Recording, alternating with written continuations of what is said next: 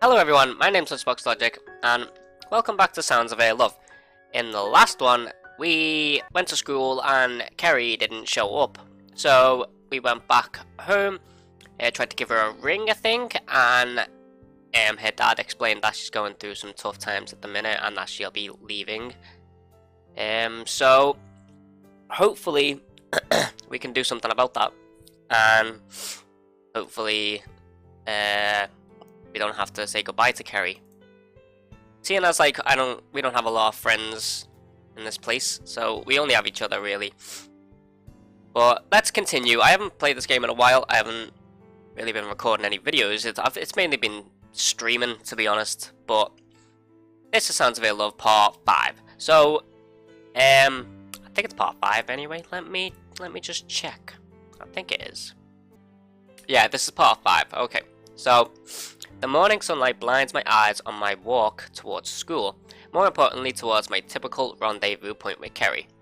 Now, before I actually get into this properly, I am quite ill at the minute, like my nose is all runny and I don't know, my throat is really really bad. I think it's just like the weather, the winter weather coming along and just destroying my insides, but I really did want to get a video done today, or at least a stream. I'm not going to let a bit of illness, stop me from recording videos. So, as I get closer and closer, I dote upon what Kerry means to me, my relationship with her. It's a strange thing to think about, but as time goes on, things will start to make more sense to me. As the usual corner of the street enters my vision, the shy, braided girl isn't there. It would be wrong to say I didn't expect this, but part of me looked forward to seeing her adorable aura shimmer in the sunlight. Looking at my watch, it's still a bit early, even if it was late. I would still wait for her. Being late to school doesn't concern me now.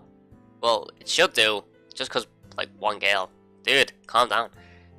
Cars pass by me, one after another, as the neighborhood starts to get into motion. Everyone on their way to work or to drop their kids off at school. It's the usual sort of thing for a weekday. Having mine be different yesterday really showed me how much I enjoyed the mornings before. Going to school to be able to see her. Every day of my life before had been absent of her, but meeting her really showed me how much of a wonderful person she really is. It's a shame if it took a while for her to be able to show it to someone. The clock continues to circle around and around my watch, similar to the thoughts in my mind, constantly moving but never really going anywhere. 7:35 soon passes without any sign of Kerry. When agreeing to meet with her, I would have probably embraced the experience of walking down the road around this time to see her waiting for me with a mild smile on her face. Oh, I always do that. It's right click. One which I can only assume would quickly turn into a fluster as she would spot me approaching. None of that has happened though. Or will happen. I can't imagine Kerry being that happy to see me. Don't put yourself down, man. Can I just fix this cam? There we go, it's a bit better. Anxiety grows within me, flowering from one of the most painful places. For it to embed its thorns in my heart. Hang on, now the camera's off. That camera okay for you guys? Yeah, it's fine. It's been 5 minutes now since the usual time we agreed to meet. Not particularly late by any standard, that is, any standard other than Kerry's. Every time we agreed to meet somewhere, despite it only happening on a few occasions, Kerry was always early or on time. More so the prior. Maybe my words didn't reach her after all. Glancing up from my watch one last time, within my vision, I see a figure. Despite the morning sunlight hindering my view, it's clear to me that a girl is walking down the street towards me. As she approaches, I can make out her hair, neatly braided, swaying in the light autumn breeze. Her attire, all too familiar to me, consists of a tan sweater, which embellishes her figure. The harp insignia on her chest is quickly covered by her arms, as she adjusts the red ribbon beneath her neck, blushing slightly as she looks towards me. It's Kerry. Really? Okay. Oh god. I'm so sorry. The sight brings a smile to my face. It usually would.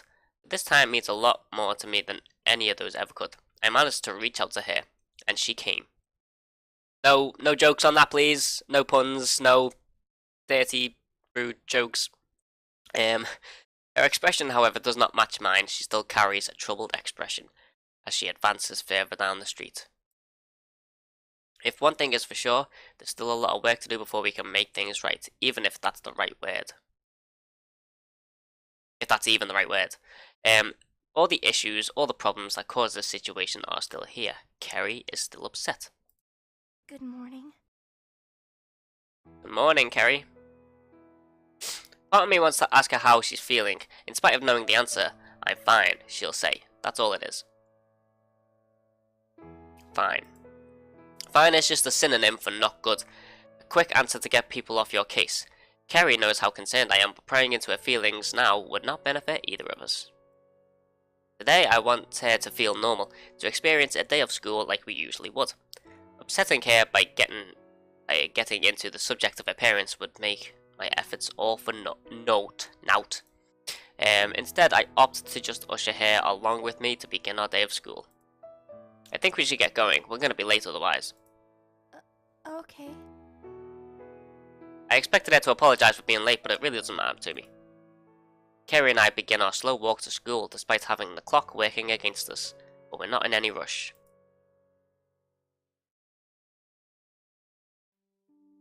Dusty shimmers in the air sporadically throughout the classroom.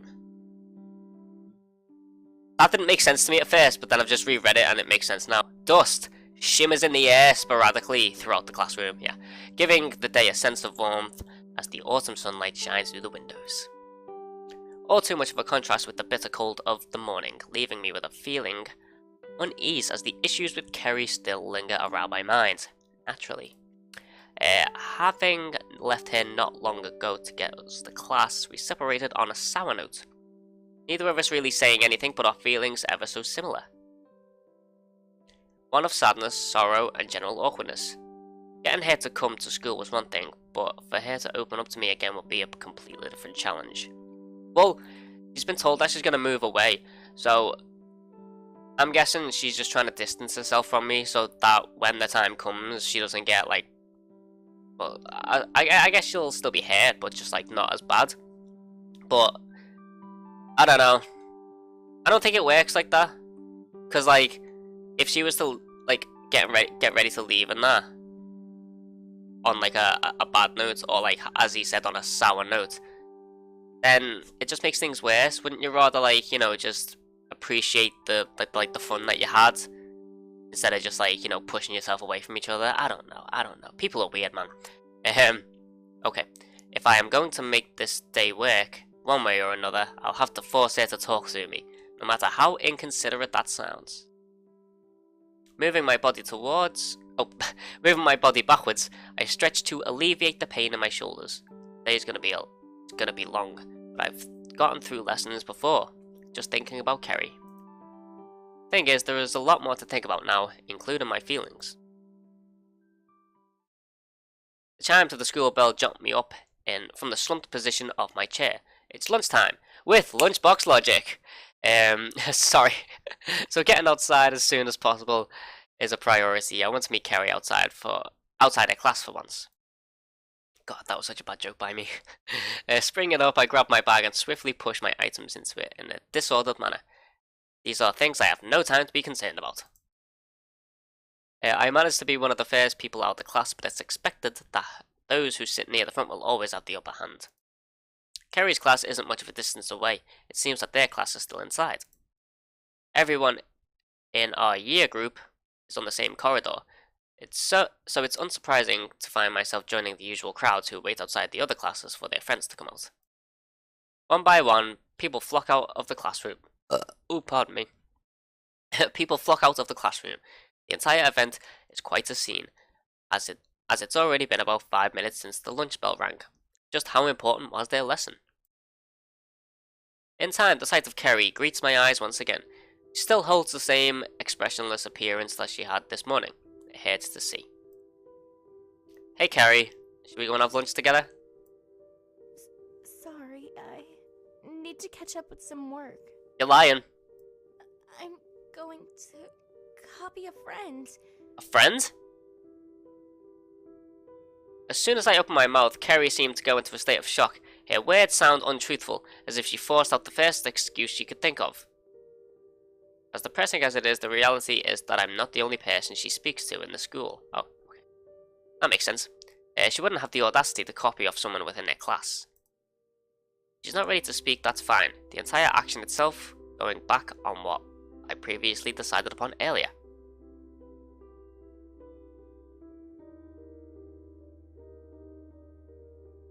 Forcing her to speak to me would probably send her into another state of shock. I'll let her go for now. Alright, Kerry. I turn around, leaving Kerry behind me, as I join the students from her class, heading towards the cafeteria. Whether Kerry wanted me to object or not, I'm unsure. However, she won't be able to get away from me this easily. Letting our friendship dissipate like this isn't something I want to allow. Yeah, see, I told you she's just trying to distance herself. Girls are weird, man. I found myself sitting in the cafeteria, clutching a sandwich in my hand. A little earlier, the guy sitting in front of me got into a fight with one of the younger students over who'd get the last beef sandwich. I'm not really sure why these things are so popular. You enjoying that sandwich? You better be. I was pretty wounded back there. He didn't even touch you. Can you just let me pretend for a minute? School is pretty boring, man. To be honest, he is right. Having to sit here without Kerry is quite agonizing. A distressful experience, putting my entire state of mind into a flurry. Even though yesterday I sat alone in class, being here with this guy isn't much better at all. Are you listening, mate? Sorry, can you repeat yourself? I was saying, if they introduce lamb into the school sandwiches, there's plenty of sheep in Wales, aren't there?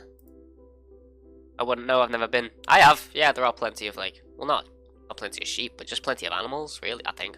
It's just, like, there's farms and stuff. I'm not even Welsh. Neither have I, man, it's just a thought, you know. Seems like this guy is pretty invested in sandwiches. The bell rings to signal the end of lunch, causing me to feel more depressed as I know I have to face afternoon lessons. While listening to the mundane talk of my classmate, I decided to try again with Kerry. The idea is to walk her home, pretty bold in itself, but I know for a fact she's not going to be compliant. Dragging her out by hand is one option though, although the action seems really dodgy and disrespectful to her. Yeah, we need to be careful. In a way, it might show her how much effort I'll put into being there to support her. What could go wrong? Everything? Everything could go wrong. Let me just take a sip. Ah. Sweet, sweet tea. Classroom is filled with a uniform aura of apathy as it slowly drags on towards the final few minutes. Thinking back on my idea from earlier, I need to find a way to be able to get out before Kerry. It can't be guaranteed that a class will get out late again, so I really don't want to miss her. Raising my hand, I eagerly wait for the teacher to notice. Asking to be excused for the restroom is undoubtedly the best way to be the first one out of the class. There's about 5 minutes until lesson ends, so this shouldn't really be a problem. Yes, lunchbox? Excuse me, miss, may I be excused for a restroom break? I'm gonna piss myself here. Go ahead, lunchbox, thank you. It seems the teacher herself is quite apathetic towards their own lesson, sending me off in a tired and indifferent manner. I leave the classroom behind me, some classmates looking shocked after realizing my plan to get out of class before them. Turning down the corridor, I walk slowly towards Kerry's classroom. This time she is not getting away so easily. That sounds a bit rapey, not gonna lie. Not gonna lie. The bell rings to officially end everyone's school day. I've been waiting here a few minutes, so in order to use up some time, I bought myself a drink. Wow! Like, this game is genius. Like, this bit, that little section there, just like, that's the best section of the game. This is the best section of the game. You will find no finer dialogue, or whatever you want to call it, than this right here. I've been waiting here for a few minutes, so in order to use up some time, I bought myself a drink. Like, why, like, visual novel people need to include stuff like this, I don't know. Like, even in books, in actual books, I don't think they go this far, you know what I mean? Like, this is... I'm not trying to, like, rip into it. Like, I love this game.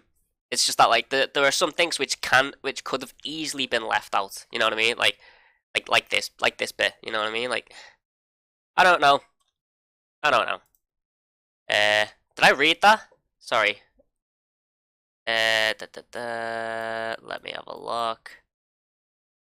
Yeah, I bought myself a drink, yeah. As people begin to walk down the corridor, I toss my can in the bin and continue to wait for Kerry's class to come through the doors. Surprisingly, there's no audio. Is there meant to be no audio? No! I don't want to go back to the main menu. Surprisingly, this time Kerry is one of the first people to get out of her class. Perhaps she wanted to prevent a repetition of the events of lunch, getting out early so she could avoid me. Aha! Where are you going? Oh, the music's back. Unfortunately for her, though, as soon as the change arises, I grab her by the hand and make my way down the corridor with at a pace. With at a pace. Okay. Her trailing behind me with an extraordinary sense of embarrassment.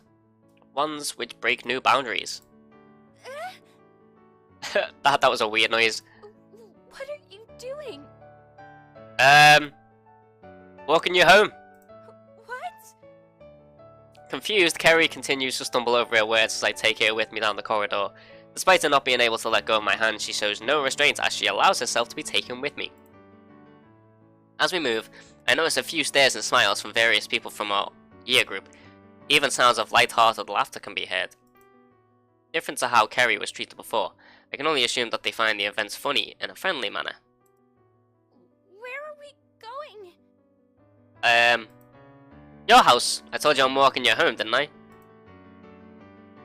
Saying that, both of us are almost running as we pace towards the school exit. Not at speed definable as walking, but I'm still taking it back to our house. What's the whole idea of this? I don't get what he's doing. What my character is doing. Students move swiftly out of our way as we get outside and through the school gates onto the road, with the pair of us receiving the same odd looks and giggles as we finally break from the school ground. I let up my grip of Kerry's hand since the entire action still is embarrassing. Also, the fact running out of the school had caused us both to sweat lightly. Ugh. I can trust Kerry not to run off now. Wow, but before you couldn't. So we both slow down into a brisk walk as I take her on the journey back to her house, like she's not capable of doing that herself. But we're a weirdo, so we've just gotta follow her everywhere. So did you manage to catch up with your work, which was absolute lies? What are you talking about? Yeah, see, got you now. Oh, that was... Yeah. A flustered Kerry walks behind me as she tries her best to let out her words. The sight causes me to laugh, knowing that I've seen through her lie. It's this sort of experience that I had longed for. What, being lied to? You're pretty cute. I don't... Okay. You know what? I'm sick of questioning this game, so I'm just gonna try and roll with it and not try and grab stuff out of it that I don't find normal, natural, necessary, I guess. I don't know. Saying that, Kerry ramps up her levels of befuddlement, causing me to lose myself in her adorable trance. I only told her the truth. What? You really think so? Nope, I lied to you, just like you lied to me. Because, why not? Really. Her face is ablaze with emotion as she looks towards me with a hard blush, fiddling with her hair as it entwines around her fingers. Thank you. It's okay. She meekly Sorry. She meekly clasps her right arm as we continue walking down the road in a state close to silence. Neither of us deciding to continue conversation. Well, what's the point in walking her home then? The real fact is that Kerry still isn't feeling good inside. Trying to force her into a state of happiness would just make things worse. I'm fine with being able to come this far with her, walking down a street lit up by the afternoon sun. This is something I've always wanted to do with Kerry. Being there for her, being with her, it brings my feelings for her into question. Our steps are in sync as the two of us walk side by side down a street which is now quite familiar to me. Accompanying Kerry on the way home may have seemed like a brash thing to do, the idea itself established rather hastily. However, being here with her after spending yesterday in a state of worry gives me a sense of relief. Not my phone? No, good. The issues that caused this are still present, however, but showing Kerry that she doesn't have to go through it alone is enough of a reason for my actions. I suppose. Kind of. We find ourselves idling in front of her house, neither of us really wanting to start the traditional words of farewell. Kerry takes the lead despite being rather reserved throughout the day. Thank you. I'm sorry about earlier.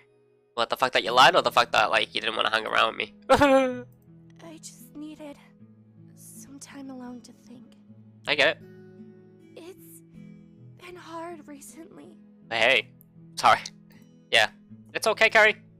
Kerry is still bearing the weight of uncertainty as she faces the chance of having to leave everything and everyone she's known behind to move away. And from what her father had told me, the distance between her and what she cherishes would be quite extraordinary. Remember, Kerry, you have people who are there for you. Even if it is two people likely to be leaving behind. I know. You've been a great friend to me. Thank you. That's why it's hard. Yeah, I know, I get that. And I know exactly what you mean. With Kerry saying that, the door to her house opens wide, despite neither of us reaching out for the handle. Standing before us is Kerry's father, sporting a smile which I can only describe as uneasy. Both of us know the situation Kerry is in, and both of us are trying our hardest to deal with it. I thought I heard someone speaking outside. Come on in, Lunchbox. You're more than welcome to stay for dinner. Huh? Mr. Airwood wastes no time trying to get me inside of his house. All I can assume is that he has something he wants to discuss with me. We have big plans. Such bad thoughts. Sorry, Yumi at 6 reference. I can do more than guess what it is he wants to talk about, the startled response coming straight from her. Kerry, still somehow shocked at her father's invitation, idles behind me as I step forward into her house. Are you coming inside, Kerry? Yes? It's strange that a man has to ask his own daughter if she's going to enter their own house, but it's not something I would expect happening with Kerry. Her actions are quite adorable. Dispelling the train of thought, I divert my attention back to reality, knowing that there's a large uncertainty that hangs over us. As Mr. Airwood and I walk further through the hall, Kerry stands behind and speaks out to us. I need to put some things away upstairs. Okay. I'll come back down in a minute. Rushing off quickly up the stairs, Kerry leaves her father and I alone in the hallway. Well, the two of us can still go through the dining room. You want a beer? I know you're below the Japanese drinking age, but the laws are different in my house. What a legend! Yeah, sure, why not? Willingly accepting his offer, the two of us walk into the dining room, both of us knowing what's on the other's mind. Sitting down, both of us are reluctant to start the conversation. Kerry could come down at any minute. It wouldn't be pretty for her to hear us talking about her behind her back. Still, the thought is something I'll have to neglect. Avoiding this conversation isn't what I'd want to do. So has she been any better? Still pretty upset. His voice has a certain firmness that seems unfitting for the discussion, as if the fact that Kerry's in emotional distress doesn't concern him. I think she likes you, you know. The thought of having to leave you doesn't sit well with her. What? What? Repeating my thoughts aloud, I stare blankly at Mr. Airwood, who sits in the front of me with a smile. Did he just suggest Kerry likes me? In what way is he suggesting? I mean that she's as upset that she'd have to leave you. No, the part before that. Oh, I'm suggesting that Kerry has a crush on you? You know, there's times in a girl's life where they find someone they like. That's the way it is for everyone. Is he gonna tell me to, like, back off or something? In fact, no, he invited me into his house, so why would he do that? He likes me. Me and him get on. Like a car on fire.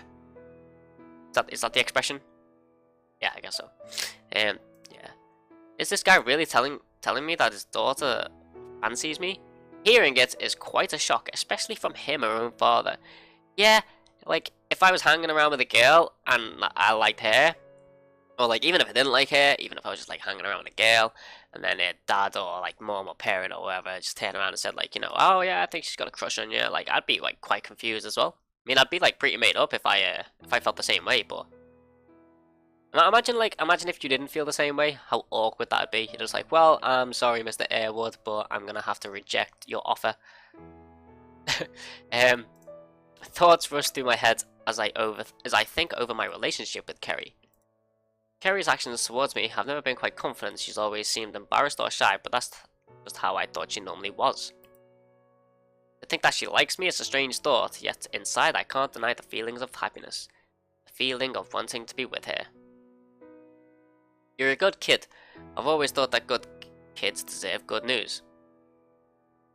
Diverting my attention back to Mr. Airwood, continues talking with a smile on his face. I've had some talks with my solicitor. Legal stuff, right?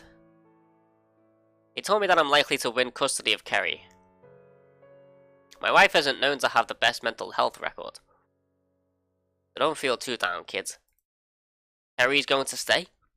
A wave of relief washes over me, knowing that Kerry doesn't have to face her burdens. It's a pleasing thought. Even more so that I know how Kerry feels about me, I can't even describe what either of us would be feeling if we were separated. Have you told her yet? Not yet. I wanted to wait until the time was right. What does he mean? I think that telling her would be one of the first things he'd do. For days, Kerry has been awash with agony, finding herself disillusioned in reality as she faces having her life torn apart by an uncontrollable force. It's odd. Can I ask you for a favor? Oh god, I don't like this. What? Take my daughter out on a date? Oh, what? It seems as if what is the only thing I can get around this guy. Get out around this guy to be full of surprises. What's even more surprising is that Kerry's still taking her time with putting their stuff away. Me and her father have been talking about it for quite a while. Oh, fuck off, will ya? Stop doing that. Your father has just asked me to go on a date with her, yet she's conveniently upstairs completely unaware of what's going on. Why are you so adamant about me and Kerry? I reveal my thoughts to him. In no way do I want to go out with Kerry, it's just... Yeah, in no way do I not want to go out with Kerry. It's just strange that their father is pushing us together. Yeah, I get that. First he tells me that she likes me, and I know he's trying to get me to take her out. Our father's supposed to be reluctant to let a guy date their daughter. Yeah, that's what I thought as well. Especially when they've only known each other for less than 2 weeks. It's just Kerry's never had many friends. To know that she's managed to make one which she even likes. I don't want her to miss the opportunity. Oh, that's nice. Oh, what a caring and understanding father. I'm just gonna like this up a bit, just a slight little bit. And hey, you're not a bad kid. I have no objections to you dating. I have no objections to you dating her. I'm so ill. I'm so ill. I don't know if you can tell, but I am quite ill. Hearing these words, they're strange. Thoughts which were never foreign, but a reality which certainly is new to me. I myself can't deny the feelings I've held for Kerry, even if they were abstract for most of the time. Now, presented with this, I'm assured of what those feelings were. Love. It must be love. Love, love.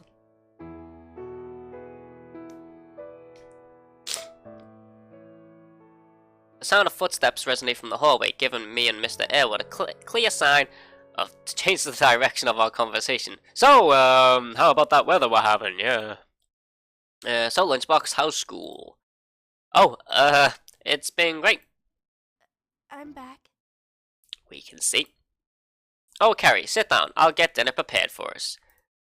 Walking out of the room, Mr. Airwood leaves me with Kerry, the girl which drew out my inner feelings. Seeing her now sitting before me with a slight frown as she looks downwards at the table fiddling with her braids. It makes my heart race. Mr. Airwood soon comes back into the room carrying plates topped with dinner. Kerry and I still sit in silence, each of us taking occasional glances towards the other without being directly bothered about it.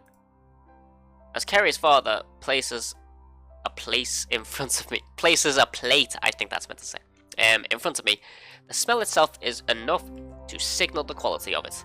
Last time, his dinner was actually quite enjoyable, like Kerry said. It smells nice. I knew you'd like his cooking.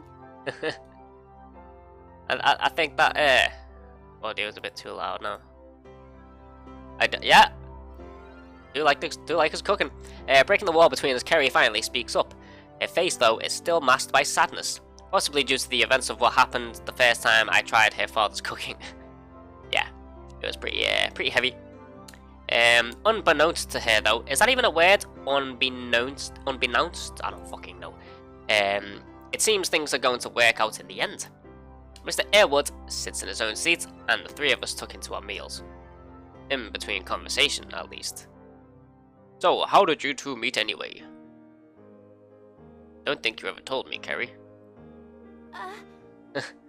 Kerry's face is lit by embarrassment, both of us recalling the events of that day. It's funny now to think that a chance event could bring us so close to each other.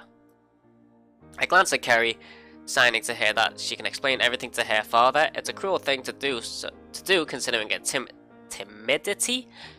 Watching her explain, it isn't going to be cute. Well, I dropped my bag on the way to school. Hmm? My library card was left behind, and he gave it back to me. Really? That's an odd way to meet someone. It's as though fate was aligned. Our destinies. Why is someone trying to inbox me? Okay. Mr. Airwood laughs as Kerry's face increases reddens. Mr. Airwood laughs as Kerry's face increasing reddens. Okay. There are of course more details to it than that, and my eyes just started twitching. What is up with my body today? My bodily functions are just everywhere. They're all mixed up and confuzzled, bamboozled. If I had decided to walk up to her in the cafeteria, then none of this would have happened. Kerry's face still seems sorrowful, making her remember how we met when she still thinks we might be leaving each other. And the music just went off again. Why hasn't he told her yet? Getting late. The ongoing stream of time flows forward, the three of us having finished our meals and the clock itself reflecting how long I've actually stayed there. I didn't even tell my family where I'd be, so they're probably going to be either angry or inquisitive. I doubt any of them would actually be worried about where I am. I think it's getting a bit late. Yeah, I wouldn't want to keep you here for too long. It's been good to speak to you, Lunchbox. I think Kerry should walk you to the door. I'll say my goodbyes here. Yes. Oh! Okay, thanks for the meal, Mr. Airwood. My pleasure. I don't know why I've given him such a deep voice. Kerry, would you stop making those orgasmic noises, please? Just walk me to the fucking door. Jesus. Kerry, as startled as ever, trails after me as I walk out into the hallway of the Airwood residence towards their front door. Is this where we ask her on a date? Our eyes lock. Kerry still flared up with embarrassment, and myself filled with a newfound sense of direction. Kerry, would you like to go somewhere with me tomorrow? After school, that is. You want to go somewhere? Yep, you don't need to sound so shocked or so scared. I'm not gonna rape you.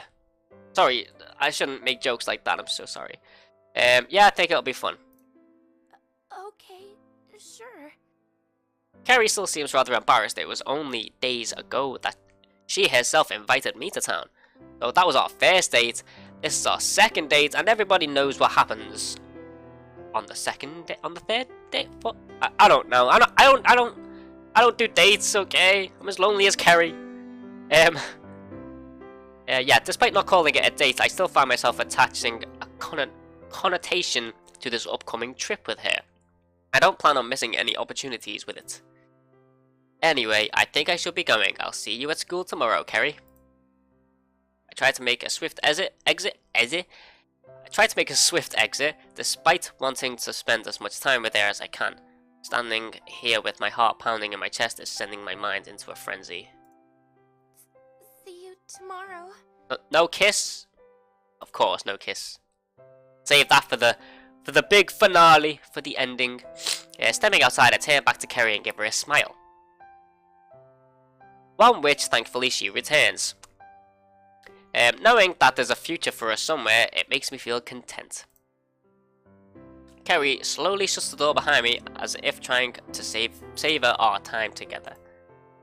Things for us have been quick, but tomorrow, I plan on changing the course of things for both of us.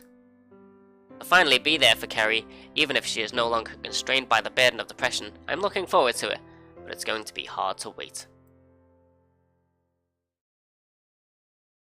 Oh yeah, so we got our second date with Kerry. We found out that she's not going to be going anywhere, well, yet anyway.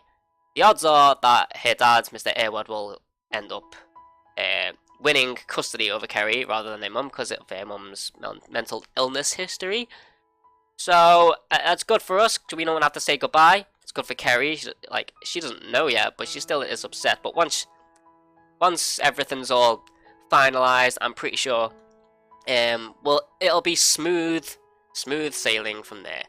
But thank you guys for watching this episode. I hope you have enjoyed this episode of Sounds of Love. I haven't really been recording much lately, and I apologize for that. I'm just trying to do it a bit more leisurely, and with Christmas coming up as well, it's a bit tricky. And I've got a lot of work to do, not like work, college work or anything, but my job I have to do.